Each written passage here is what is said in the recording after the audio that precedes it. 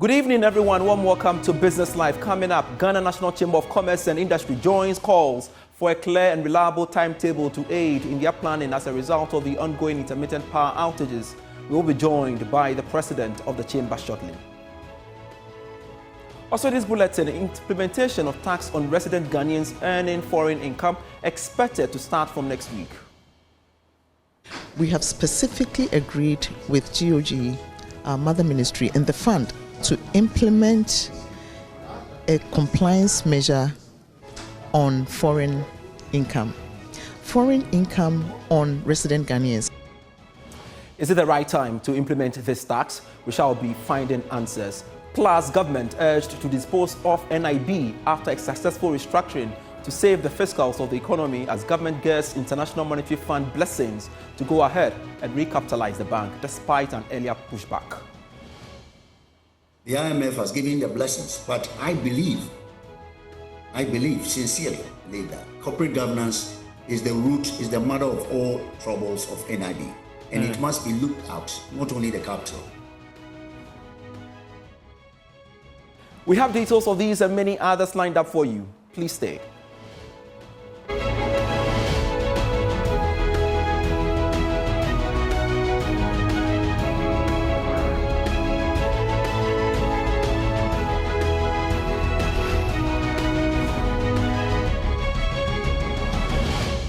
Thanks so much for your time. I am Pius Kojo Baka. To our very first story, the Ghana National Chamber of Commerce and Industry has joined calls for the release of a timetable to aid their plan as a result of the intermittent power outages. Now, according to them, the frequent power outages have brought businesses to their knees, causing significant loss of productivity, revenue escalating operational costs, and damage to electronic infrastructures. Now, they argue the additional burden of investing in expensive alternative energy sources such as generators is also crippling their business financially, leading to both local and multinationals folding up. And the current power crisis coupled with the country's current economic crisis is a double blow that businesses cannot sustain. And we've been joined via Zoom by the president of the chamber, Dr. Clement Sayamwakon, for some perspectives on this matter they've raised. Thanks so much, sir, for speaking to us here on Business Live. Now, it's been weeks, if not months, of power disruptions. How has the power outages impacted on your operations?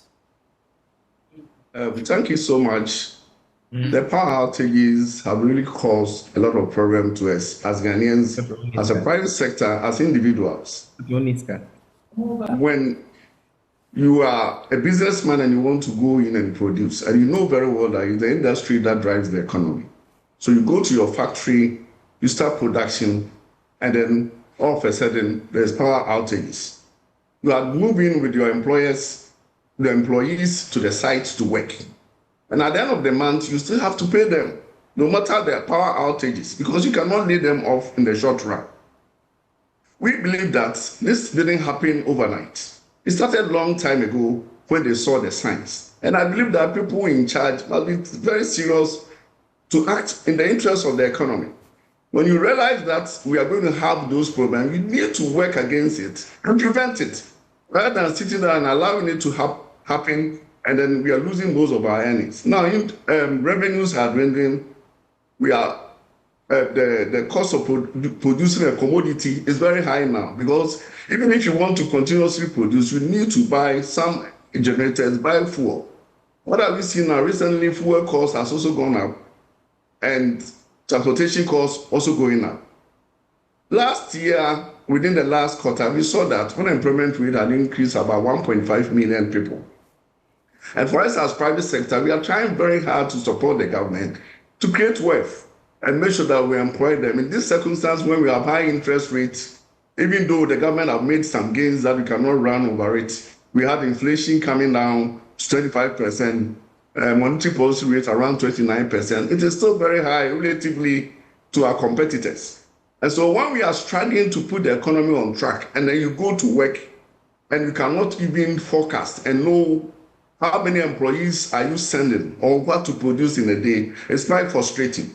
I believe that the government must take the private sector very serious and make sure that they restore it. In the event of they not being able to do, and in the short run, if they have to put in some modalities, I should be able to walk into my production line in my factory to know that I can produce only today within the first 12 hours. So what kind of employees am I supposed to send? Am I going to run shifts with them so that when the power comes in, they can come to work? We need to plan. But you can't just go in and struggle with that. I think that the government itself is struggling with it because the government will not be comfortable when there are power outages. The individuals go home and they are struggling. Workers are struggling. In this situation of global warming, it is not conducive at all. And I believe that for a nation to grow, to propel us into a developed economy, we need to be serious with how our industry could work and then produce goods and services for the use of everybody. All right, so clearly you are suffering. Now, in terms of cost, what's been the impact, especially having to rely on generators and other alternative sources of power? How has that affected your production cost? Generators for this year have started going up because of the power outages. Now, in addition to that, because you are not able to produce in full capacity, it's a cost on its own because you go there, you'll not be able to produce and you have to pay your workers. So that is a cost on its own. Recently, like I told you, there's an increment in fuel. That also means that when you are going to buy fuel to produce a commodity that you use X to produce, now you're going to use Y, which is greater than X. And that alone is not helping us. And we believe that as a country, we must be serious and be progressive. And as a situation where we have come from COVID and the wars all over and that we are struggling, I believe that the government must be able to sit up and restore this electricity program. The power outages that we're experiencing, we cannot allow it to happen. And it must be worked on as soon as possible to allow industry to work hard to create the revenue for the country to thrive. And one key thing you are looking forward to seeing is a timetable. Now, what's going to be your next move if this schedule is not given? In the absence, in the short run, if they could not do it, then the power, the timetable is feasible in that it can help us to plan. You don't go to your office only to find out the light is off. No, you must be able to plan. And like just as I was telling you, to be able to manage your employees and know the kind of production you can do in a day and meet your demand for goods and services. And you can't just go in when you don't know what to do. And then the power outages come in and you'll be running around, employees sit down, and at the end of the month, you pay them. Mind you, we are also producing for the rest of the world. We are in an open economy. We are producing for other countries for which we have to meet certain demands. And if you are not able to do that, they will cut short your supply. And it's a loss of revenue to us. And I believe that this is not something that the government can joke on. If the timetable is coming, it should be very short in the short run. Believe that this is not beyond their strength to restore power to us. Every effort must be put in place to get us to be able to work in full capacity. Thank you. All right, quickly before you go, Dr. Clement Samuaku, so I'm asking that if this interim you're looking at and you don't find a timetable, what becomes of your operations? We'll move to government to make sure they do it. They must do it. I don't see the difficulty in coming out with timetable. If really you know the problem. It's only when you don't know the problem, you don't have solution. But if they really know where the problem is coming from, they'll be able to tell us that within 2 weeks, 3 weeks, we'll have the power. And so we are putting these modalities in place within the shortest possible time to restore power. But if you are not able to do that, it means that they don't have the solution to the problem, for which I don't believe so. So we insist that they go on and do the right thing.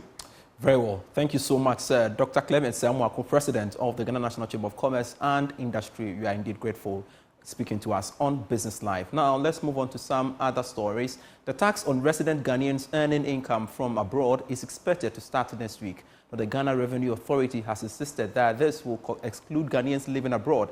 This follows special reports or the Special Voluntary Disclosure Program tax that is supposed to target Ghanaians living outside. Now, Julie Isiam is the Commissioner General of the Ghana Revenue Authority. The VAT, the loophole, or not a loophole, but the gap that we find with the VAT on electricity, we have specifically agreed with GOG, our mother ministry, and the fund to implement a compliance measure on foreign income. foreign income on resident Ghanaians, and I want to emphasize it's resident Ghanaians. Yes, okay. It's resident Ghanaians. By definition of the law, anybody who lives in the country for 183 days is classified as a resident Ghanaian. There's been a lot of questions on this measure from foreign nationals meaning Ghanaians who live abroad.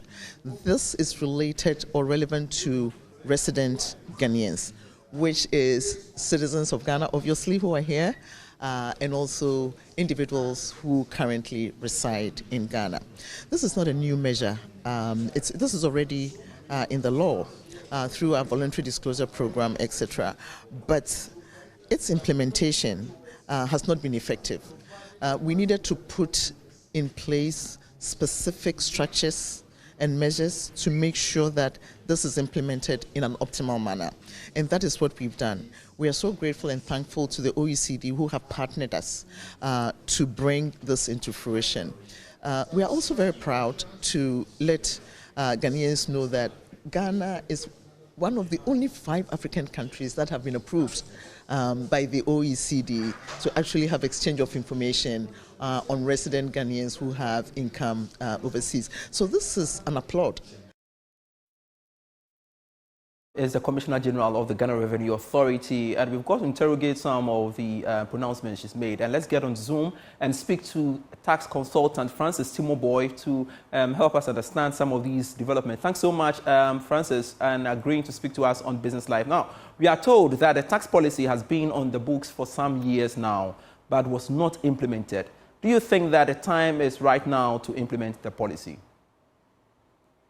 Yes, Pius. If you look at the Income Tax Act, Act 896 that we passed in 2015, Section 3 specifically says that if you are a tax resident in Ghana, anywhere your income is coming from, whether local or abroad, you are supposed to declare it so that we tax it.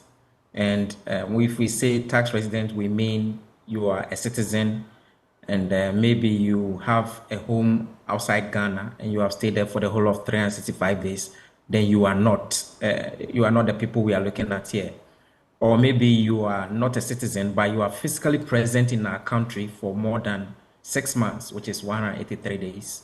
Then wherever the income is coming from, you are supposed to, declare it so that we tax it.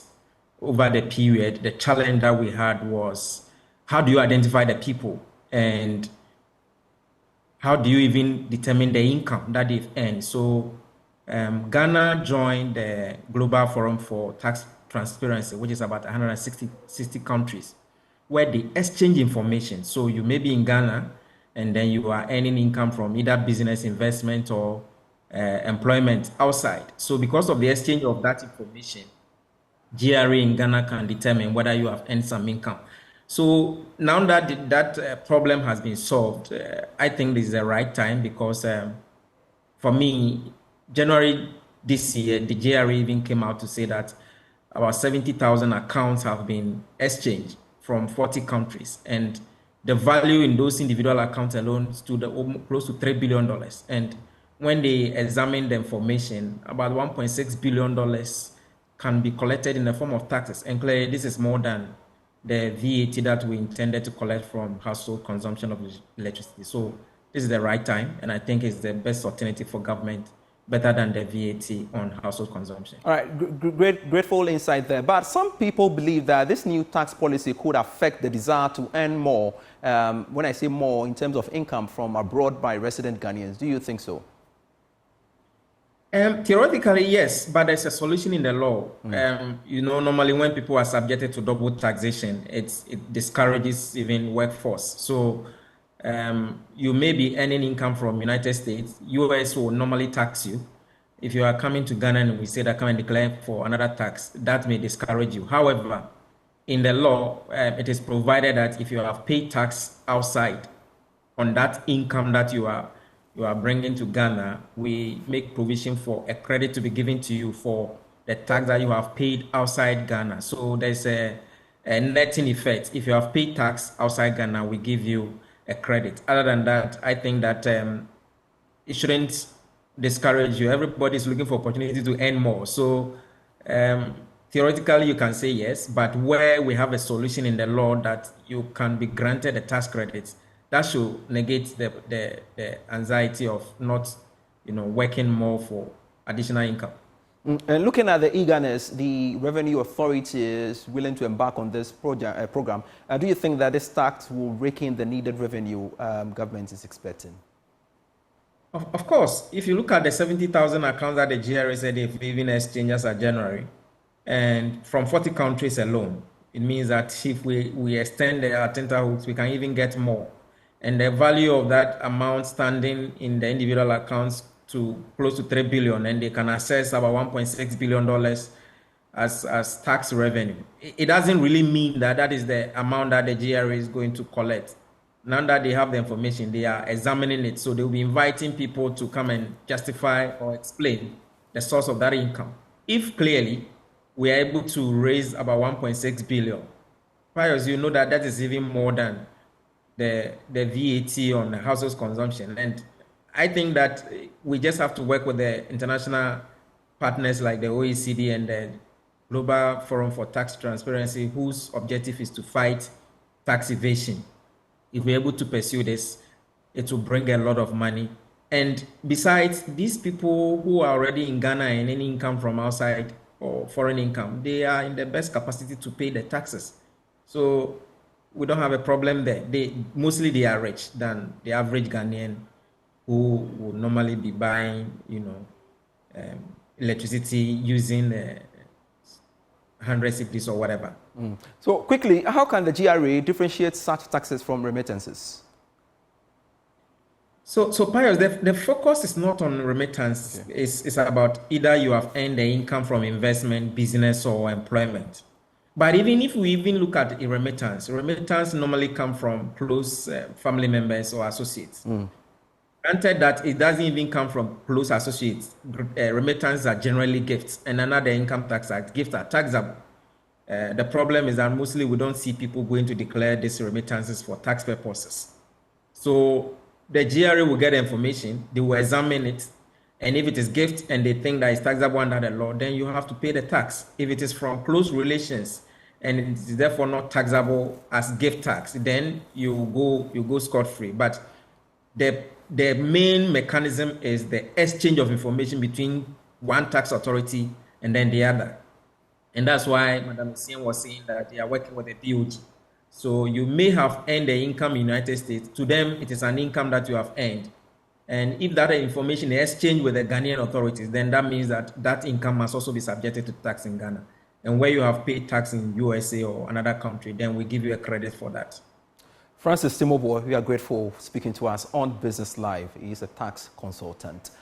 You're still watching Business Live with me, Pius Kojo Baka. We are pausing for a breather. We'll be right back with more.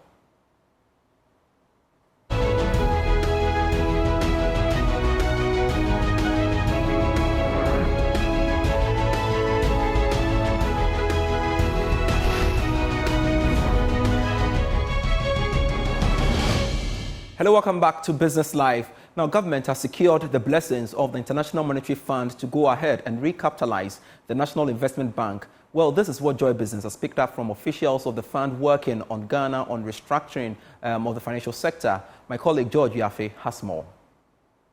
Joy Business understands that this approval was secured when the IMF team visited Ghana earlier this month as part of the second program review. The decision on the National Investment Bank was part of a broad initiative under the IMF program, where the fund was looking at what can be done to firmly stabilize the financial sector, what measures should be taken to deal with other issues, including the second round impact of the recent financial sector cleanup on government's finances.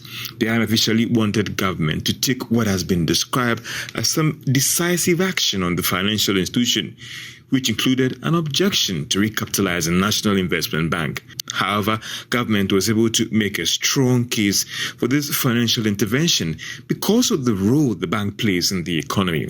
Joy Business understands that some support has already been advanced to the bank under this recapitalization move. However, some additional measures are being taken to ensure that this fresh level of capital support is able to put the bank on a strong footing whilst working to deal with some underlying issues facing the financial institution.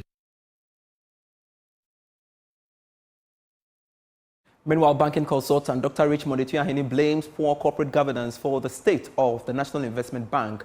According to him, recapitalizing the bank would be futile when there is a weak control system. He therefore urged government to dispose of NIB after a successful restructuring to save the fiscals of the economy.